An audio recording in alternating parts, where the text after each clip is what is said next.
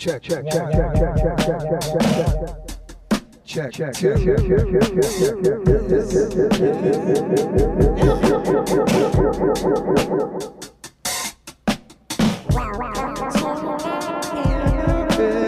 coffee hour.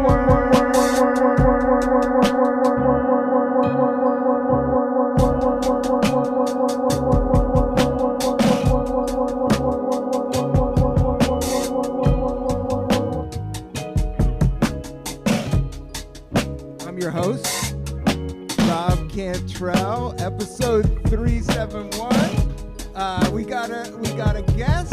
I have a great thing of coffee. I am so excited.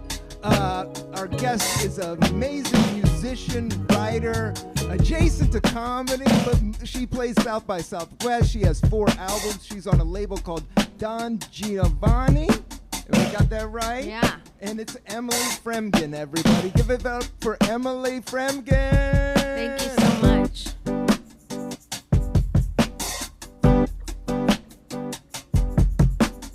Oh, Emily, coming on the show. Yes, please. We're gonna have some coffee. Not to go, but right here. Just like last year. We're drinking coffee, drinking liquid death. What is next? I don't know.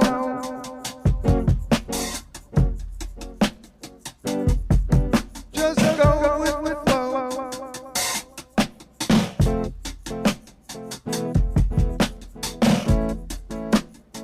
Woo.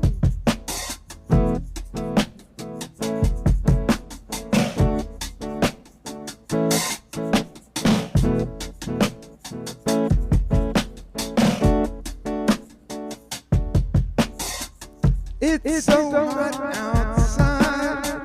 We're inside, staying alive. We're gonna do another episode.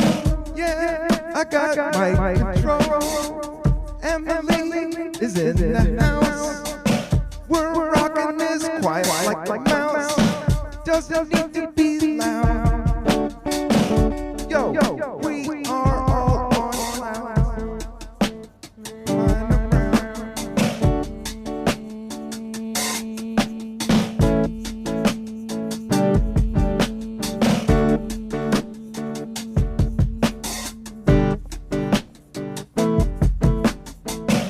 And it's definitely been 420.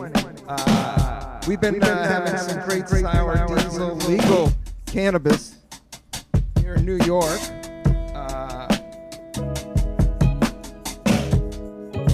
Emily, how's everything going? Good. How are you? I'm excited for you to be on the show. I'm excited too. Thanks for having me.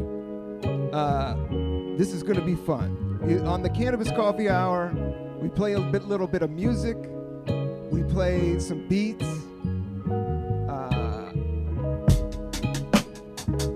And we sample coffee from around the world.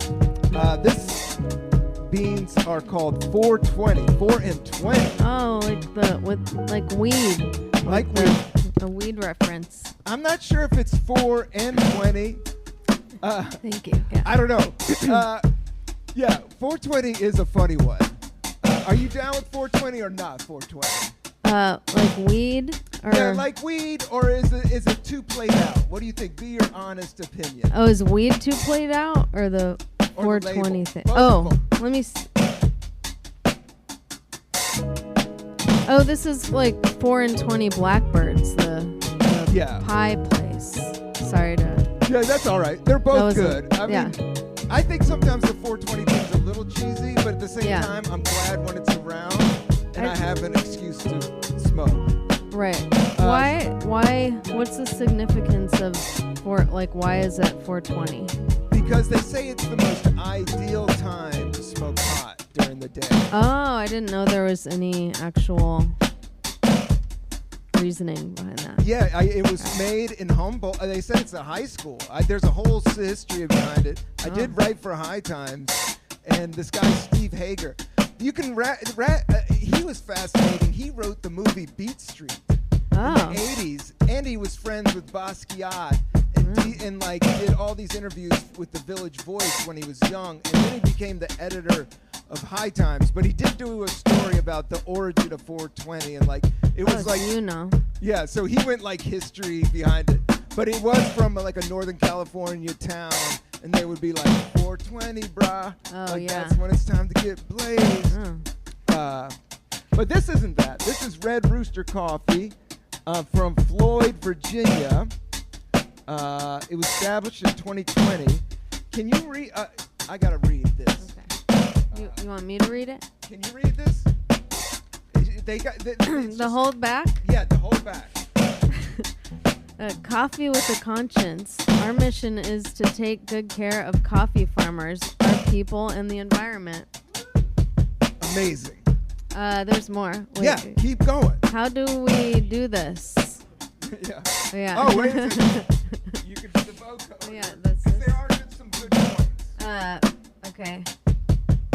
Pay high premiums to farmers for great coffee.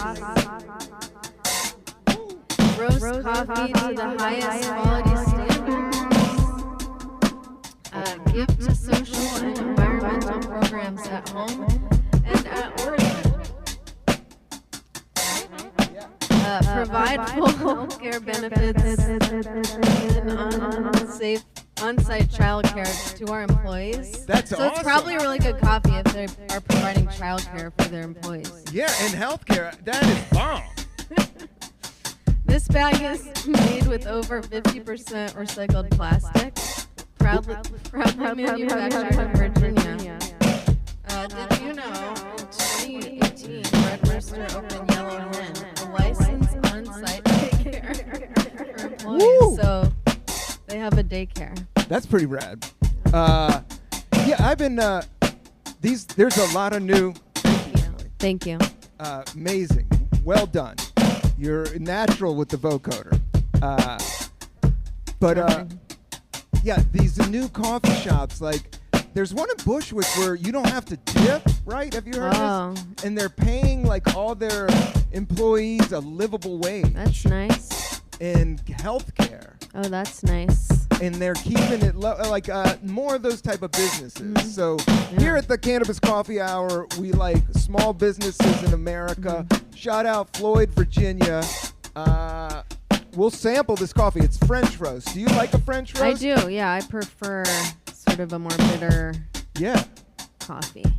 Cool. I think the French roast is more bitter, stronger, right? Or yeah, it's I don't more really darker. like the fruity, acidic variety. Yeah. I like a mid-range, but I haven't had a French roast in a while, and I trust these guys are going to be good. They are good. I hope they're good. They're really good. French roasts are really good. Yeah. I just become a snob in all kinds of things Me when too. it comes to coffee. Yeah. But so I'm going to, if it's good, I'll let you know. And we're going to do it over ice. And I did a pour-over. Have you had a pour-over before? I have. I've made pour-overs because I worked in cafes forever. Oh. Tell us about that. Oh, How many coffee shops have you worked at? The place Emily? I did. All right, we got Starbucks. Yes. Speaking of healthcare, they provided healthcare and sick days, and that was actually the most humane job I've had. That's dope. Shout out Starbucks. I never thought I would be saying that. I rag on them a lot, but at the end of the day, yeah, if you do that, and you had that experience, and you live by that experience, then the truth is the truth. It's just I'm just telling my truth. I worked at Landmark movie theaters for 12 years, and that was run by Mark Cuban, and he ran it into the ground, and we were treated, it was a really fun place to work, but they treated the employees really shitty. Did they serve coffee? No, but that's, sorry, I veered off for a minute. But so I did that, and then Starbucks, and then Dunwall Donuts, which is like kind of, dope. You came and did my show there, right? Yeah, I think I did. Dunwall, oh my gosh. Well, Van Leeuwen, they had coffee. Oh yeah, the place I did the pour over at I worked at the coffee shop inside of Rough Trade Records. Oh, nice. And Did they have the espresso machine, or did they? yeah, just we do had straight? Yeah, my favorite memory there is guar. I served coffee to guar. Yeah, Sick. they were really nice. Yeah, Yeah, no, they weren't in their costumes. they were regular dudes. Yeah, they're the nicest guys. Yeah, Nice, dorky guys. Yeah. that's sick. Yeah, Gore is actually from Virginia Is as Gore? well. Gore. Oh, sorry. Did I say it? I said guar. Gore. But I always say Gore. Gore. Is that the right way? Like Gore. Okay. But it's also like, but I think you're right. It's Oh. Gore. What? I hope I'm. I think because not there's an saying it A. wrong. And I was Oh, yeah. doing an O. Gore. Gore. I think I was Fine, just giving too. it a metal, Yeah, like, G1. Oh, right. Gore. Yeah, that's a little more metal. Yeah. Gore. You're Yeah. into Gore? Mhm. Or you're into Gore. Gore. But Gore is from Richmond, Virginia. Oh, Richmond's awesome. Yeah. Yeah, it is awesome.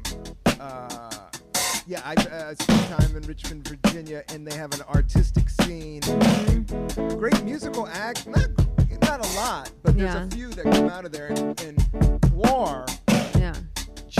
War. Yeah. It's like war. It's like gory and war put Yeah. together. But it's not. But that's not the right way. No. But their aesthetic, like those are some art school kids gone wild. Yeah. So great. Were you an art school kid? I dropped out of school, high school, or I did my. After 9th grade, I did a correspondence course thing, which is like homeschooling, but I did it myself. And so I didn't technically drop out, but I did that. You took care of business. Yeah, I hated school. And I didn't go to college or anything. You went right on the road. Yeah. That's amazing. But my mom was in art school when I was little, Nice. so I kind of got exposed to that. Yeah. That is when your parents are artists, you do kind of learn the hustle. And Yeah. you see that, okay, that's what they do. And it helps them. It helps you with your personality. Like making music is so personal. Like going to do this podcast, you know me from stand-up comedy. Mm-hmm. And stand-up comedy is like, I don't know, it's a different vibe. But you're being vulnerable, but music, you're being vulnerable in another way. Yeah. Well, I don't know, stand-up seems way harder. But I don't know. Yeah. I'm doing both. Yeah. Playing guitar and singing Yeah. at the same time, which you do, is a technique that takes a minute. Oh no, now when I play, I'm going to be thinking about it too much, and I'm going to mess up. But you do rock a campo, right? I'm learning about the guitar. Yes, yeah, I need that. And I haven't gotten to the campo phase. It makes it easier. That's the gig. Yeah. I haven't really moved too much past my skill level when I was like 18. That doesn't matter. Yeah. Because you're still doing it. And like I plateaued, and I still don't know it. I'm taking lessons at Guitar Center. Oh, nice. Trying to teach me to read music. Oh, I hate that. I know. So I thought I was just gonna have some dude rock out with me and go Rob, go, hit it. But no, he just kind of. But he's a really good teacher. And shout out to Guitar Center. And I did learn a lot. I don't want to diss them in case I can get them on as a sponsor. I think he should have just said, "Go, Rob, go." Yeah, that's what I'm saying. Yeah. Whenever I tried to take any lessons as a kid, I was just very resistant to it, and I took one guitar lesson with this woman in Williamsburg, I remember, and she said I wasn't ready to write songs yet, so I didn't take another lesson. I was like, anybody can write a song. Yeah. So I kind of got that. time. Yeah. This guy was so technical. He was taking the joy out of my heart. That's what teachers do. Yeah. You know. And the same thing with art teachers. Like I did love art, and I did the same thing but I wouldn't conform. And right. I wouldn't. And I would have this art teacher, and I made this like we were supposed to draw this thing, but I made this really like cartoonish character with big eyes and crazy hair. I just always had my own style, whether it was comedy or music. It's always kind of abstract but fun and big and goofy. Yeah. And I was so proud of it, and he just trashed it. Just because it was like wasn't in the slight box, but it was like, dude, I took interest in this fucking class. Like, you got a ponytail, you know? Oh, sorry, Max. It's got really tense in here. Max has a ponytail, and this art teacher had a ponytail. But yours is like a high hipster one, which I find very Yours cool. isn't stupid like his one. This one was like a 70s one. Yeah. And I usually don't judge anybody. I was just trying to throw a punchline in there. Just ragging on a punchline. It's okay. Yeah, ponytails are always funny. But It's I'm really a fan of them as passive-aggressive. well. And I'm a fan of not judging. But he judged me. That's all I'm saying. Like, Yeah. and it threw me out of it. You know, it threw How can me you judge out of art? I don't know. it. Teachers will, having the wrong teacher. Oh, I or know. Well, having that's the why wrong it didn't work mentor, for me. Yeah. Yeah, it'll fuck you up. Yeah, I went to the School for the Arts in Denver for Sick. 7th grade, and I thought I would like finally find my people, because I didn't get like teachers and kids didn't really like me previous to that, and it was even worse. And I had just the worst acting teacher. I wanted to act, Yes. and he just singled me out. He just like hated his life, and he hated. He was mean to everybody, but That's the it's worst, like man. Like, they just want to kill your joy. A lot of these Yeah, a lot of teachers, them. because they don't want to be teaching. Yeah, it's one of the weird things that I have learned over the years is like, you shouldn't share your dreams too much to people, or they'll stomp on them. Oh yeah, You gotta definitely. keep it undercover. Yeah. And much like doing this podcast, if somebody was like, Rob, you don't know how to play music, you're fucking up. And I'm like, no, I just want to rock. Yeah. But how about I get you some iced coffee? Oh, I would love some iced coffee. When was the first time you had iced coffee? Was it Williamsburg or not? No, I remember having like a blended coffee drink when I was like 12, right? Oh, nice. I don't. Oh my gosh, I don't remember the first time I had iced coffee. Do you remember? Yes. Well, I do remember, like, dude, I didn't drink coffee in college. Oh, Like, I started very early. Yeah, I drank beers, and then it wasn't until I got a real job right out of college where I was a salesperson. I was a headhunter. Yeah. But I started drinking coffee then. But that's right when Starbucks, I graduated in 91. Graduated high school in 91. Graduated college in 95. So, but I remember going to Starbucks for the first time and getting an ice frappuccino, like the frozen that was all ice. And it was like this milkshake with caffeine. So good. I drank like 2 of them in a row and like ran around the parking lot for 3 minutes. I remember that. And then the first time when I started doing stand-up in San Francisco in 99. So I was at that job a few years, and then I quit and started performing in San Francisco. And by then I switched to coffee and weed. And that's why I do this podcast, is that cannabis and coffee has held me through, all these weird and awkward growing phases of being an artist. Whereas, booze and coke and all the hard, like I've had friends help. Like crash out. I did tour with Mitch Hedberg. Like I saw kind of the lot of it like up front. Yeah. As a musician, you probably saw it up front, like people crash out. Oh yeah. So that's why I love just like coffee and cannabis has always been my gig. I think it's even more in the comedy scene, the alcoholism. Yeah. Seems to be even more than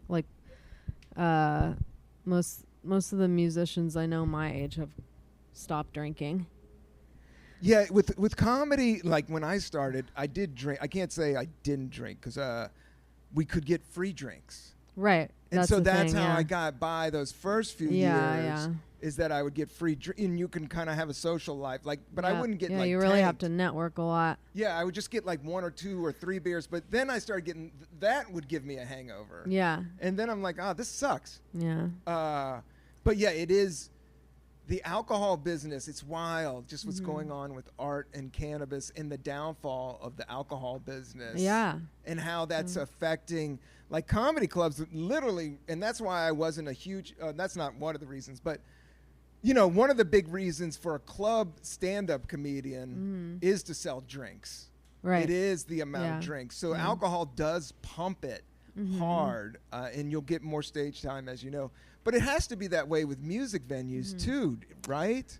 Yeah. Well, the weird thing about music venues is they don't really do much or anything to bring an audience in. They just count on the musicians to do it. I know. Like they count on us bringing all of our friends and family to every show. But like a comedy club, they promote, and you just come and do your job, and they'll the comedy scene, it's I can add on to that, is like the acts do glom on each other, so it kind of self-promotes it. So if you're into comedy, you're into comedy, and it's like these top 15 to 20 guys. But me as a guy on the edge, I never fall into that a little bit. So like if you get into the top 10 or that top 5 that they're always talking about, there is an industry that will bubble you up. Whereas music venues is just like, we got you for one night at the 9:30. Can you pack it out? And that's it. And they don't really even, do they talk about liquor? Like, if you're selling out these venues, are they, because they probably keep the bar always. It's kind of separate usually. I think that's where the money gets in hand, because you can get, like, if you're a big enough act in comedy, you get what they call the bar, and like you get a percentage of like all the booze. Occasionally, but yeah, for like other acts. I'm gonna get this ice. Yeah, I can't wait for this iced coffee.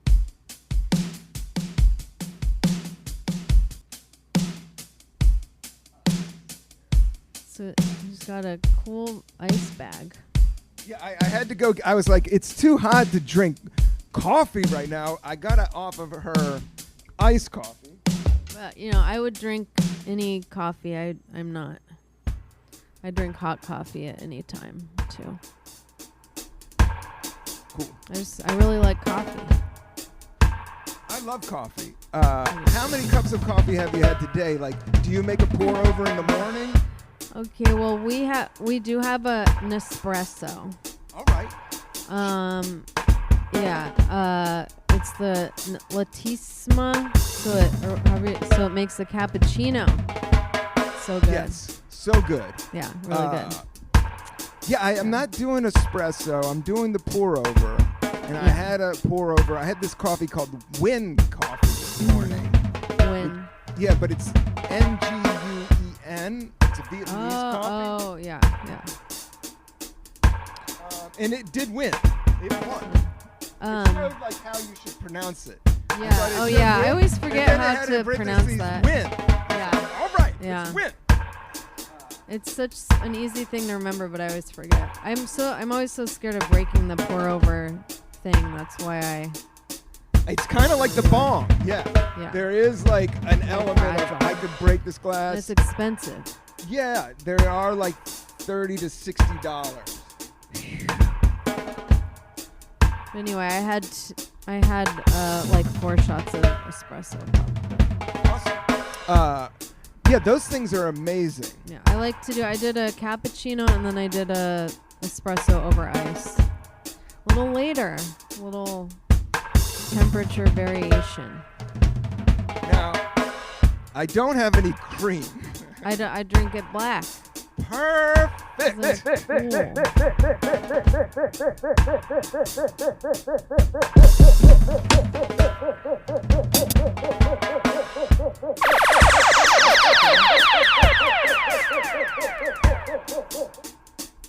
Well, here you go. You said you enjoyed this cup. Yeah, it's a great. Yeah, it's a cat. Yeah, I looked up this on a reverse image search, and I sent you a screenshot of. It's this cat doesn't really have a name. So. But It's not. Yeah, you said you thought it was from a cartoon reel, and I it does didn't look know. have a New Yorker vibe to it. Oh yeah. Well, yeah. It said the artist. I forget his name, but it said sometimes the cat wears sneakers, which I think I can picture that. I think I've seen that. But we're gonna get your real. What do you think of this 4 and 20 coffee over ice? It is a little fruity for me, but Okay. it's good. It's not too. I think it's the pour over thing. It gives it. Oh yeah, it's Yeah. very rich. The pour over is almost like an espresso, Yeah. and then over the ice. But I really like it. Mm-hmm. Yeah, but I see what you're saying. Is that you do like the French? The French roast Yeah. is almost like black. Yeah. It's like almost like burnt. I like the burnt. I like the Starbucks, but Yeah. it's good. It's just not. It is a little on the acidic side, but as like fruitier pour over coffees go, it has a nice intensity to it. Yes. No, doing the pour like the over in ice. the ice kind of hits, and it's the crunchy ice. I love that.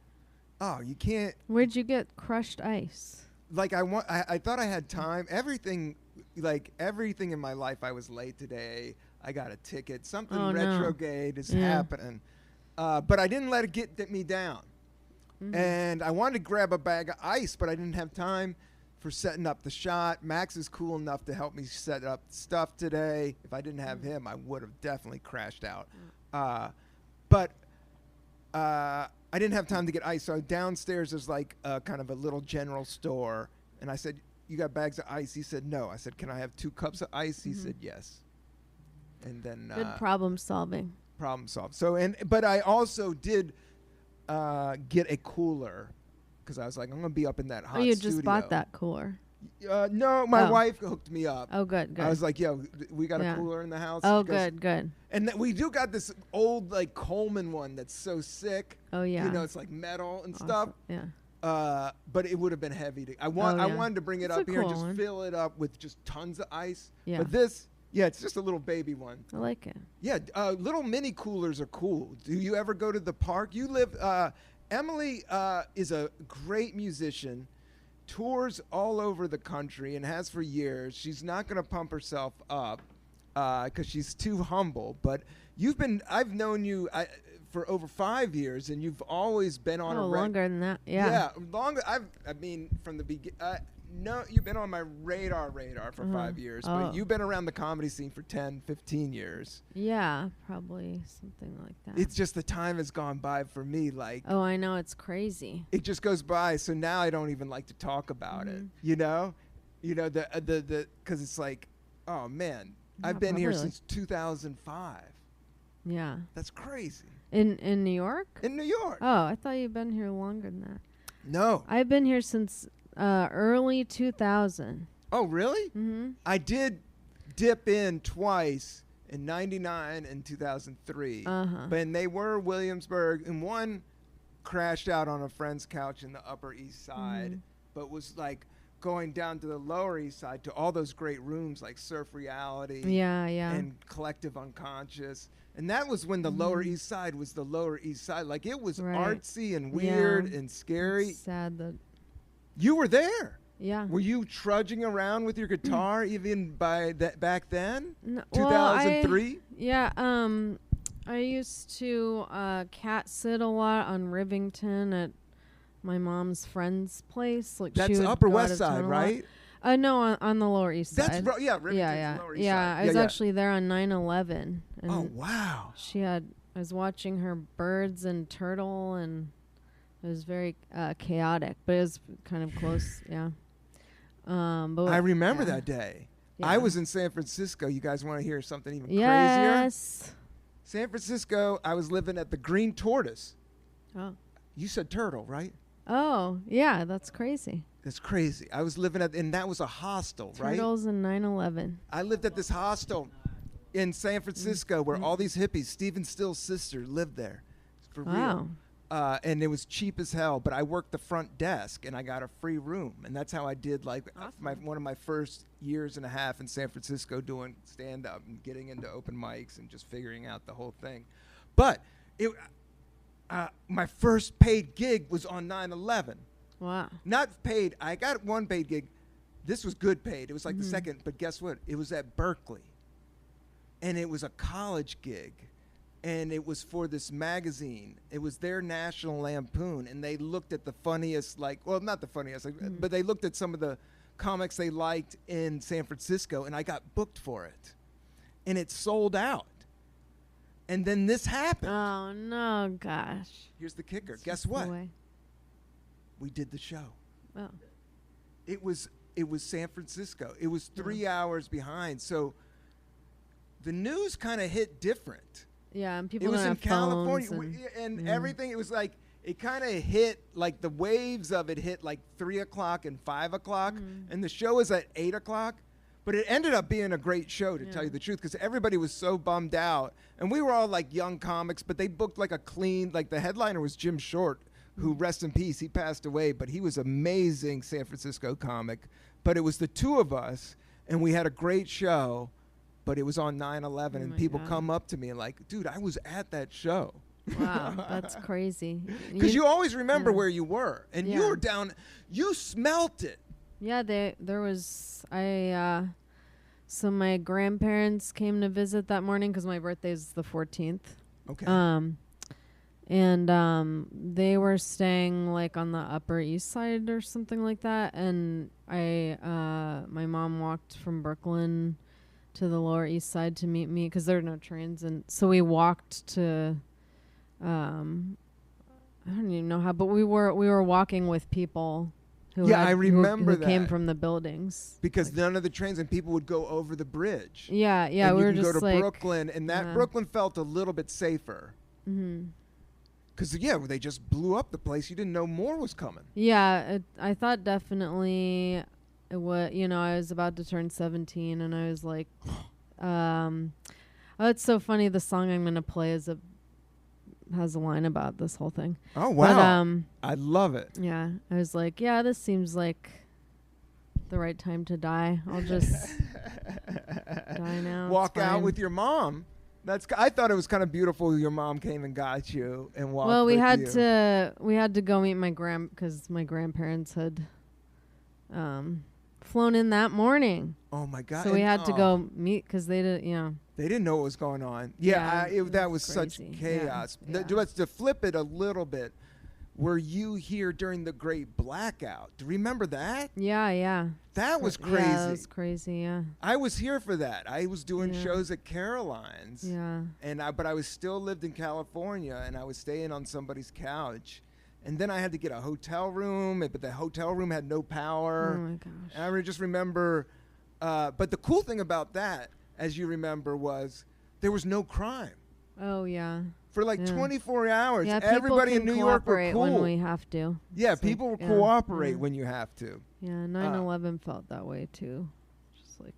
Yeah, and New York coming together. And Emily, you're a New York artist. Thank you for coming together on this show. Thank you for sampling the coffee. You have 4 albums out. You said you were in the studio on your final album, and I asked you to play a song or two. And you nicely said yes. Yeah, I can do that. Or you want me to right now? Yeah, is that cool? Sure. Max, can you get her guitar? I think we're going to go. She's going to perform a song. But tell us about this song. Okay. And tell us about being a singer-songwriter. Because I have those kind of aspirations. Oh, yeah. And I've written a few songs. And it's just a trippy process. Yeah. It wasn't a good career decision. Thank you. But it's what I've invested all my time and energy into, so it's what I'm doing. You're an amazing singer-songwriter. Thank you. And I love your music. I was playing it in my car, and it's so soft. And you do... Emily's dad was a comedy writer for a science fiction show. You have your backstory so hilarious or interesting. Yeah. And you date an Emmy winning writing comic as well. So you always been adjacent to the comedy crowd, but you always were in the music lane. Yeah, I've never wanted to do comedy. But I like funny people. And you Yeah, are I feel funny. like, yeah, thank you. I can't, it's hard to interact with not funny people. It just, and some musicians aren't very funny. Dead serious. Yeah, yeah. some musicians are out. Like really talented musicians, what I've noticed, and hanging out with as much as I give comedy a lot of shit, some of my best times is hanging core with like some of my great your fun. boy Matt, and then Matt Koff is one of my favorite comedians. He's and great. friends in New York, and it's hard to have that. When I first started in San Francisco, there was a great community and everybody was down. But as you know, as you get older, it's hard to find cool cats that won't bring you down, that won't play mind games. Yeah. And Matt is just a good soul. He's a good guy. Good guy. And he's funny, person. so he's like, I feel really blessed that he's Me been too. around. Yeah. So shout out to Matt Koff. But tell us, let me shut up, and tell us what you're going to sing. Okay, now I'm getting... And what it's about. I hate doing this. Let me turn off the air. Okay. Can you, this air here, air purifier? I just her recording her voice. Thanks. She's so pro. We'll see. So yeah, this is gonna be on my upcoming album, which is a lot about my childhood. I'm just kind of like zooming in on my life, or zooming out. I'm not good at describing my songs because that's why I express these things through I agree. songs. I won't press you too hard about it. But you'll see what it's about, I hope.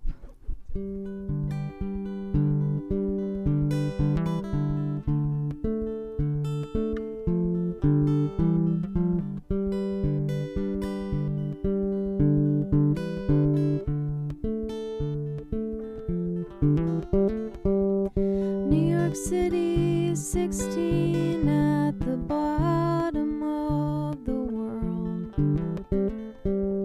sitting in my room with my CDs.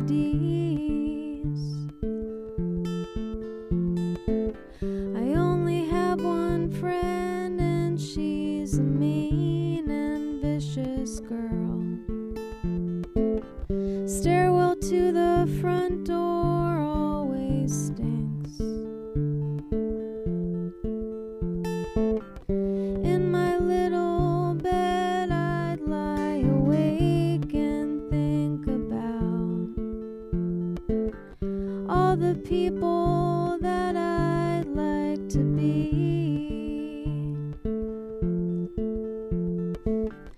I feel so alone, but I pretend that I don't. When I see my dad just once a week, when he moved away, I didn't see my dad again. Didn't hear from him till 23.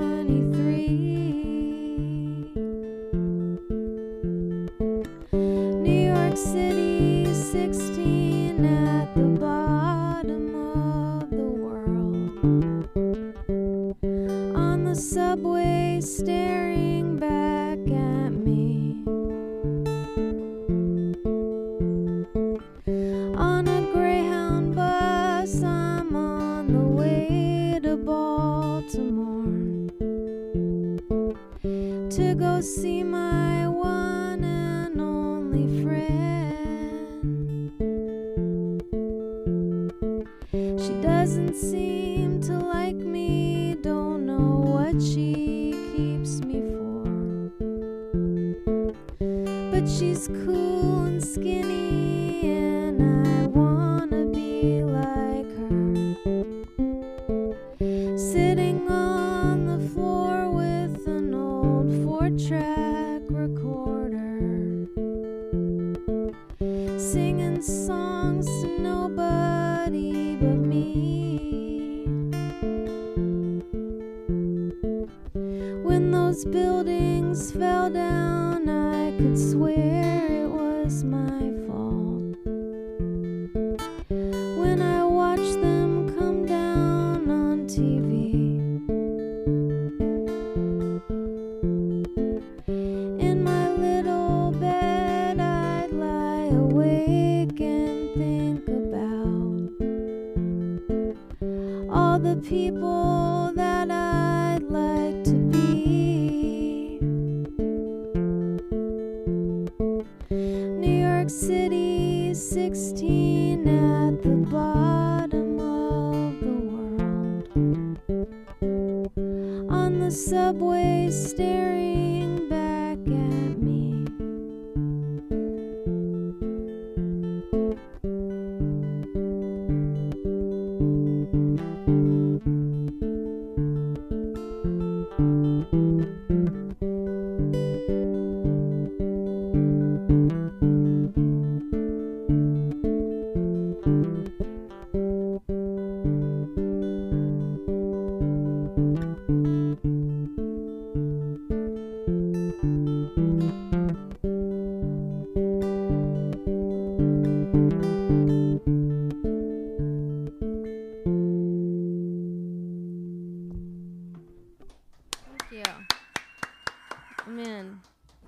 Finger picking and strong coffee and playing live and being a little high is not a great combination. You did great. I was like, I'm so glad my fingers kept working. Thank you. Thank you, Emily. That is so high pressure, I know. And to get into the zone and to play and to sing acoustically. With coffee. And with me. Yeah. And pressure was on. The shit was on. It has to be on. And you have to run it all the way through. And I noticed your finger in the middle. You can't stop. You can't do a little mistake, a little and especially something so personal too. So you were literally like telling your whole, story. It was beautiful. I loved it. Thank you. Amazing. I see why you're signed to record labels and touring around and doing the damn thing. And trying.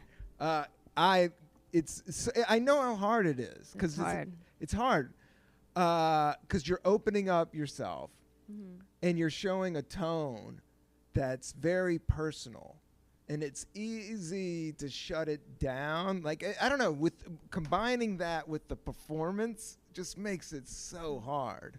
I think it's harder to think of stuff that are outside of your experience. Or like, I think, like, that's why I think like joke telling is harder than just saying what happened in a song.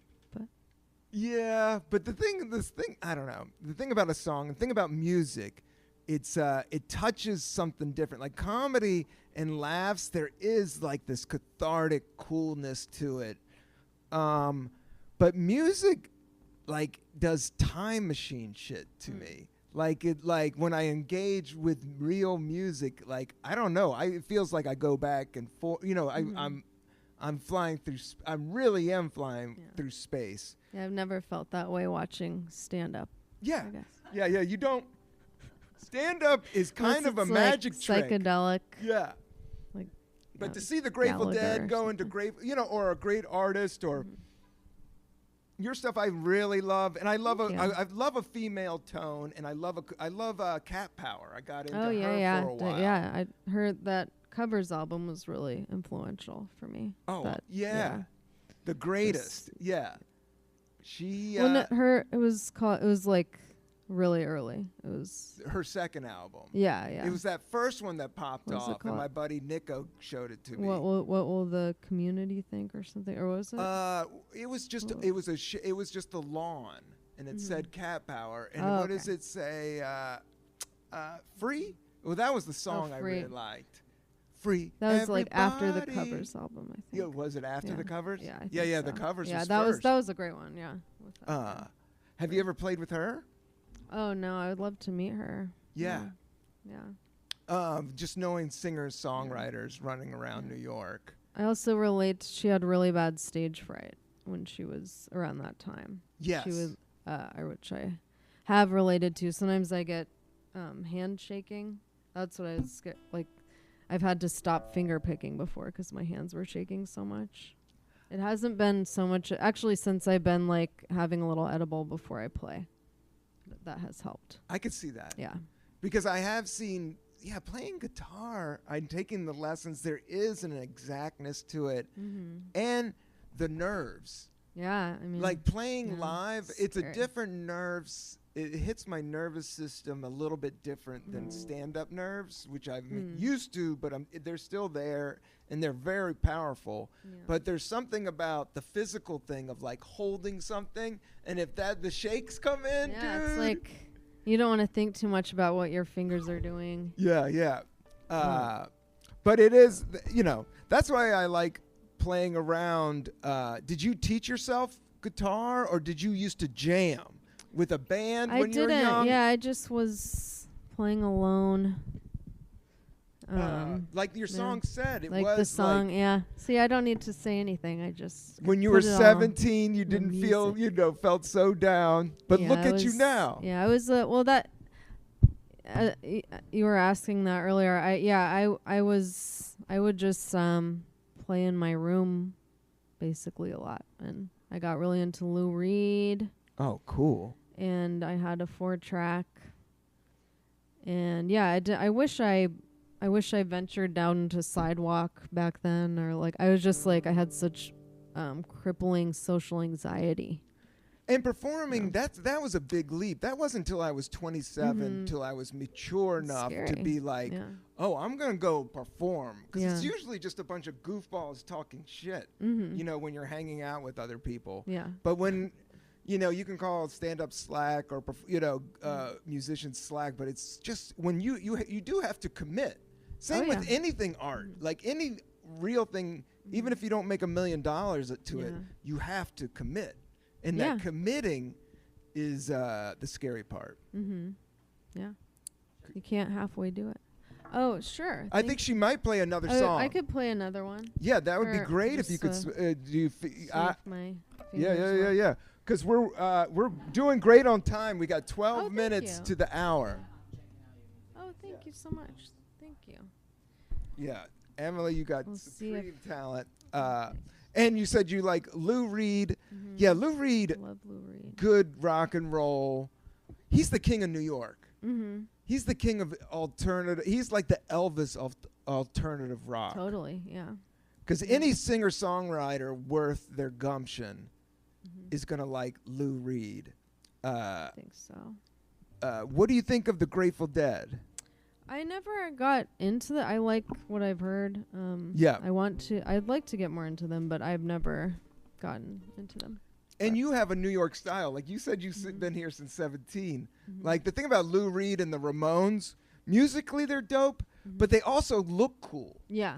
Yeah. And when you're a teenager, you really glom onto No, I think it's aesthetics. great. I'm into fashion. I'm into bubble letters. I like art for art's sake. And I do think that's what's cool about, like, New York doesn't fuck around. Like, your music has to be good, and you have to look good, and you have to be, like, they make you do everything. Yeah. And the best ones that come out of New York usually have, like, a good visual aesthetic, Yeah, or used to. I don't know. I don't know what's going on anymore. You're what's going on. Okay. But Blondie was pretty badass. Yeah, she's so cool. I've been thinking about her a lot. Yeah, and awesome. That scene in New York, and how it was kind of like art rock, and then she was just like this cool chick. Yeah, my friend Bruce Martin. Do you know Bruce? I think you may have. I was just talking to him about, because he like knows everybody. He has a story about. He was just talking about what a nice person, like genuine person she is. Yeah, that you can totally tell. Yeah. Very down to earth. I don't have a story or anything. I just was. No, I think it's in our day and age that you kind of know somebody that knows her, or you guys definitely know each other or worked with each other. Because I know musicians talk a lot like comedians, and just like stuff gets handed around. But you have these connections with these other cats that are heavy, and it's and historical. And it's always, that's kind of the cool thing about going into the arts is like becoming a part of a community. Yeah. Well, I want you to play another song. We're doing great on time, but I don't want the alarm to go off while you're playing because it's just so good. Oh, it's short. Yes. Yes. Thank you. You're amazing. Let's see, timer. Yeah, we're good. I just don't. Where is the timer? I know, I can never find the I icon. Know. It's the clock. Yeah, it's always. I don't have it anywhere I can find it either.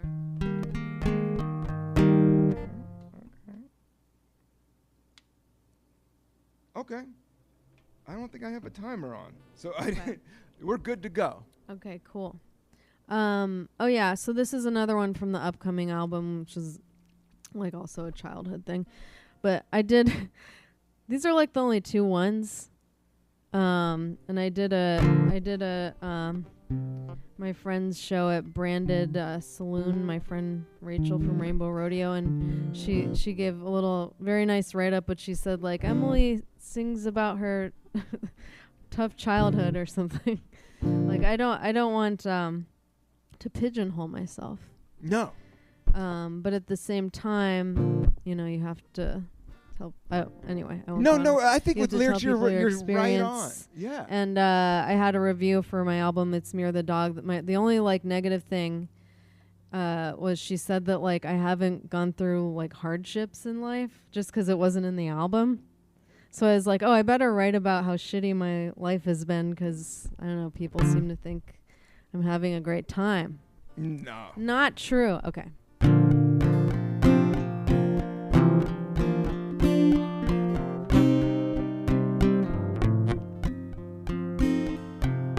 Everything was falling down around me. They said you're a grown-up little kid. Nobody was too concerned about me, so I kept on doing what I did. Years pass and people go. Most don't stay till the end of the show. Sometimes you can't pay the bills, so you're counting dimes and nickels until something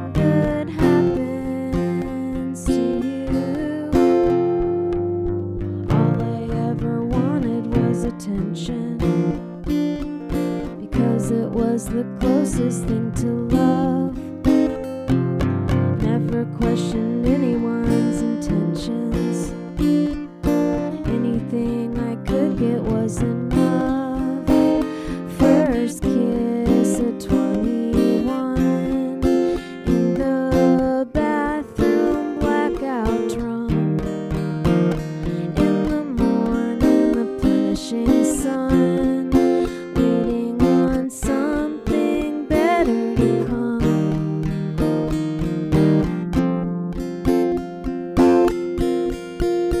Well, I could stretch $1 further than you. I could write a big story in a little room. Live off of the memory of one thing that happened to me.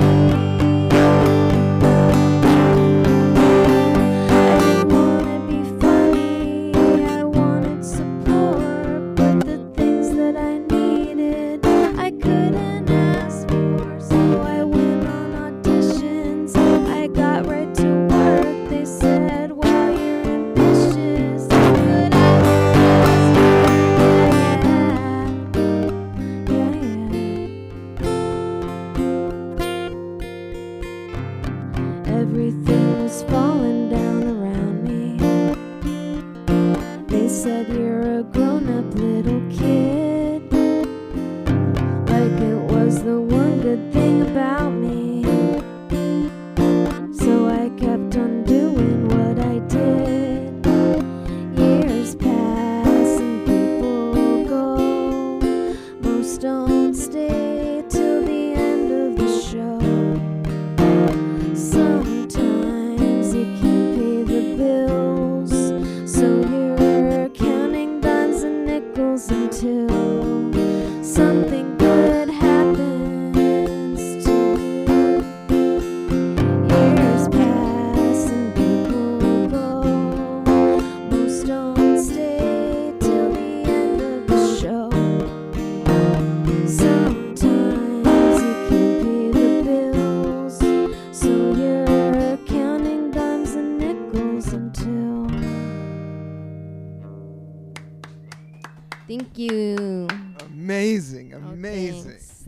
That was I listened to that one on in the car on Spotify.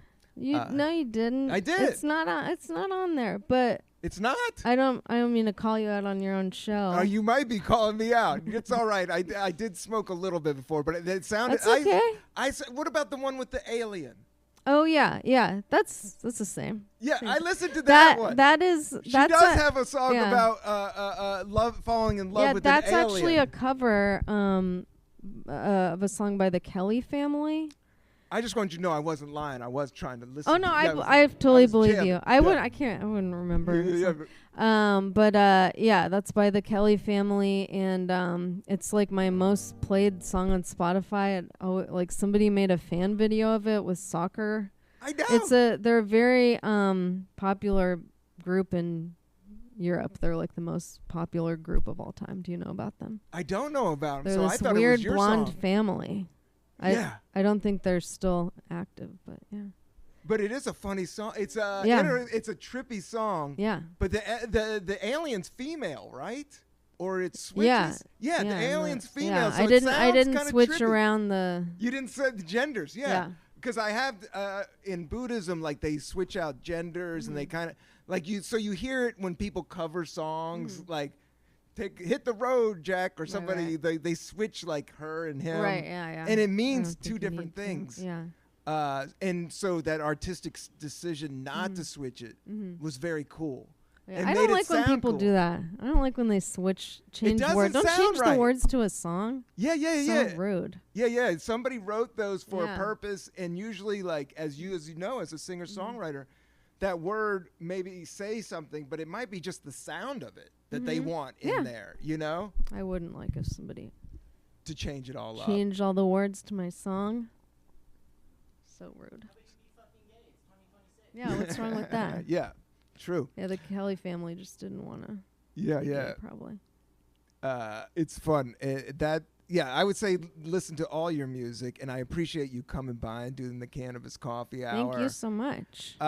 Anybody you want to shout out or anything you need to plug for the good people? Let me play a beat for you. Oh, cool. Okay. Do I have to rap it? This one's reggae, so you could just... Okay. You got a cool voice. Just talk over it. Okay, it's made for reggae. I have a show with my band at Mercury Lounge on the 26th of this month. We're playing at 6. We're opening for William Matheny. It's really awesome. Singer-songwriter who's just on tour with Steve Earle. It's going to be a really cool show.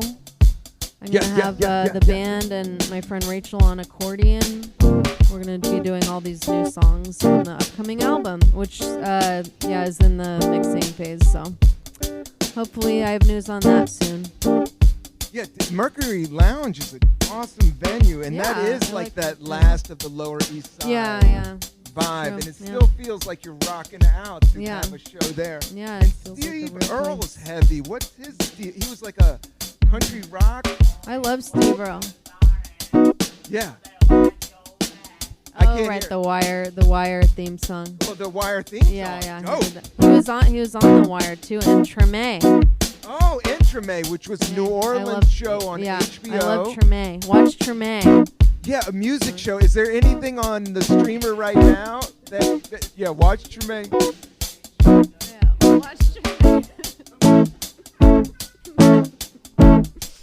Treme's fun. Yeah, Treme, New Orleans is dope. I love New Orleans. And music, I watched this new hip hop. It was about the guy Black Sheep on the plane the other day. That was fun. Oh, cool. It was just like a hip-hop artist living his life today, working for deals. And he had a huge hit when he was 19. Oh. And it was called The Choice Is Yours. But I'm seeing more like, is there any music films that you've watched, at least, or streamed? Gosh, or any of those? I can never remember anything when somebody asks. I feel like I did see something. They're so cool. Yeah. Like, I love The Last Waltz. Have you ever seen that? The Last Waltz is great, I mean, No Direction Home. Yes. The Bob Dylan one. Yeah. Did you see the one that they're on the train through Canada? It's with the Grateful Dead and has Janis yeah. Yeah. And what's it called? It's something like the Great something something something. Yeah. Yeah, Google it up. Yeah. I love music documentaries. I love music. Behind the Music. How good was Behind the Music on VH1? Oh, it's great. Oh, you could just watch it on loop. Did you watch Bands Reunited? Was that on VH1? Yeah, it was. They would get 80s bands back together and they do a concert. I do remember that. That was a fun show. That was a fun show. I miss VH1 and MTV. and MTV, and I miss TV. But now we got the Cannabis Coffee Hour on YouTube. And you can watch everything we talked about on YouTube. I don't like the internet that much except for YouTube. Yeah, YouTube's pretty cool. I like TikTok. I can't help it. You going deep on TikTok? I look at it. Yeah. What are you gonna do? Yeah. You gotta watch a couple vids. It's there. No worries. There's some interesting and funny stuff, and it's not all bad. No. Check Do you out watch TikTok. music artists on there? Because I know people rap and do funny stuff. Yeah, I see some. I see a lot of my friends on it. Are you on TikTok? Little bit. Yeah. Like I had a TikTok account, but I never made a dance video. Oh, you could do this on TikTok. I know. Maybe I will. I don't know. With the Cannabis Coffee Hour, like I've had episodes. They took down my IG. What the hell? Yeah, because it had the word cannabis. Like you have to watch it. Oh. You gotta run a little bit bootleg. It's not bootleg, but times are changing. That's why I love YouTube so much. Love YouTube. Yeah. I thought the Chinese government. Several dead bodies on. But you can't say cannabis. Yeah. You can't say anything. You can't for me smoking weed or Society promoting is weed. so messed up. I know. It's odd. That's why we're doing the Cannabis Coffee Hour. Yeah. But I appreciate you being on the show. I think we're at it. Can you tell we're at an hour? We are at an hour. That is it. Emily Had a Frembgen. blast. Yep. Thank you, Rob. Thank you, Max. Thank you. Had a great time. Okay, that is it. Peace and love.